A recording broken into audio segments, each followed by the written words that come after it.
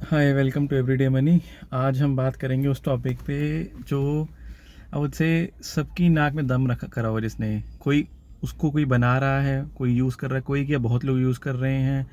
कईयों को लग रहा है कि ये मेरी जॉब पे एक रिस्क हो सकता है, ख़तरा हो सकता है, मेरी जॉब जा सकती है। And the killer is AI. हर जगह एआई की बातें हो रही ना। सो पहले समझते हैं what is AI. AI is कि आप एक मशीन को ह्यूमन की तरह सोचना, आंसर्स देना सिखा रहे हो, ठीक है। एंड वो सिखा ह्यूमन ही रहा है। एक सेट ऑफ डेटास उसको सबमिट कर रहा है, दे रहा है, उसको रोज़ ट्रेन कर रहा है। एआई मॉडल को ट्रेन कर रहा है, ठीक है। डेटा दिया है, वो डेटा को कंपाइल कर रहा है एंड उस डेटा पे वो एक्शंस लेना सीख रहा है, ठीक है, on the basis of that. तो ये जो एआई है, इसके इसके मतलब आई वुड से आज से 3 4 5 साल बाद बहुत चीज़ें चेंज होने वाली, ऑलरेडी चेंज हो रही हैं। बहुत ऐसी जॉब्स हैं जो आई वुड से जैसे कस्टमर सपोर्ट वाली जॉब है, ठीक है। तो वो जॉब्स एआई ले रहा है कि भाई अब इफ़ कस्टमर हैज़ 3 4 क्वेश्चन, तो उसके क्वेश्चन हैं या उसको कुछ एक बेसिक सा आंसर चाहिए किसी चीज़ के लिए, ठीक है। तो वो एआई आंसर कर पा रहा है। तो why would company hire employ and give him और 30 40 थाउजेंड रुपीज़, जब वो एक एआई मॉडल को ट्रेन करके उस पर पैसा लगा के उससे काम कर सकती है, राइट। तो एआई की वजह से एक तो काम करने का तरीका, काम बदल जाएंगे एंड मनी किस तरह से फ़्लो करेगा, किन एसेट्स में फ़्लो करेगा, वो भी एक बहुत बड़ा आई वुड से एक रोल प्ले करेगा। एंड हम इस फाइनेंस चैनल पे एआई की बात क्यों कर रहे हैं? पहला तो जॉब्स का रिस्क, ठीक है, वो तो है ही। प्लस हम इस एआई को किस तरह से बेटर चैनलाइज कर सकते हैं इन इन्वेस्टिंग की हमें ज़्यादा हम एटलीस्ट पहले से प्री प्लान रहें और तैयारी कर सकें उन सेक्टर्स में इन्वेस्ट करने का जहाँ पर एआई विल हेल्प, एआई से पैसा उन सेक्टर्स में आएगा, राइट। तो डिस्कस करते हैं। सबसे पहले एआई देखो, एआई है, ये एक मशीन है। मशीन को चलाने के लिए सबसे बेसिक रिक्वायरमेंट है इलेक्ट्रिसिटी चाहिए आपको, ठीक है। तो पावर डिमांड पहला, ठीक है।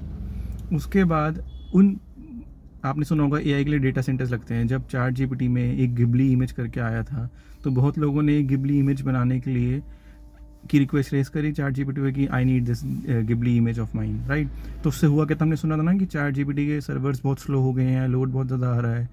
क्यों? क्योंकि डिमांड बहुत ज़्यादा थी एंड सर्वर्स उतने हैं नहीं, राइट, या मशीन्स उतनी हैं नहीं, इतने डेटा सेंटर्स नहीं है। तो डेटा सेंटर्स बनेंगे, डेटा सेंटर्स बनने के लिए इंफ्रास्ट्रक्चर लगेगा, मेटल्स लगेंगे, आपका सीमेंट लगेगा, आपका कंस्ट्रक्शन कंपनीज के पास काम आएगा, राइट। तो कंस्ट्रक्शन इंफ्रास्ट्रक्चर हो गया, पावर हो गया, मेटल्स हो गया। अब ये सेमीकंडक्टर्स बनते हैं जो एआई चिप्स में यूज़ होते हैं या जनरली चिप्स में यूज़ होते हैं।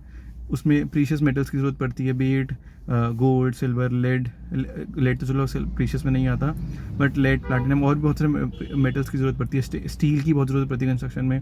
तो मोटा मोटा पावर पहला, दूसरा इंफ्रास्ट्रक्चर एंड कंस्ट्रक्शन कंपनीज, ठीक है, पावर इंफ्रास्ट्रक्चर। उसके अलावा हो गया आपका मेटल्स में दोनों नॉन फेरस और फेरस, और प्रीशियस भी और नॉन प्रीशियस भी, ठीक है, मेटल्स हो गए।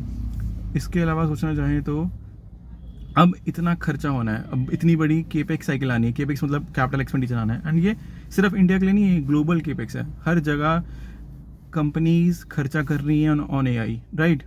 तो जो एक केपेक्स साइकिल आनी है, आप इस केपेक्स को फंड कौन करेगा? एट द एंड बैंक्स आएंगे। तो I am slightly more bullish on PSU banks compare to private banks India में, ठीक है।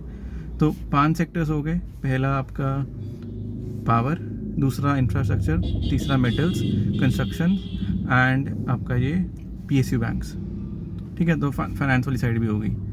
तो आई लुक एट दिस कि ये सारे बेनिफिशियरी सेक्टर्स हो सकते हैं for the AI. And let me know your thoughts in the comments कि आपको क्या लगता है, क्या हम सही सोच रहे हैं। इन नेक्स्ट वीडियो में हम इस पर थोड़ा सा और बात करेंगे regarding AI and regarding investing opportunities with respect to AI. Thank you. Hope you like the video and do subscribe the channel. Thank you.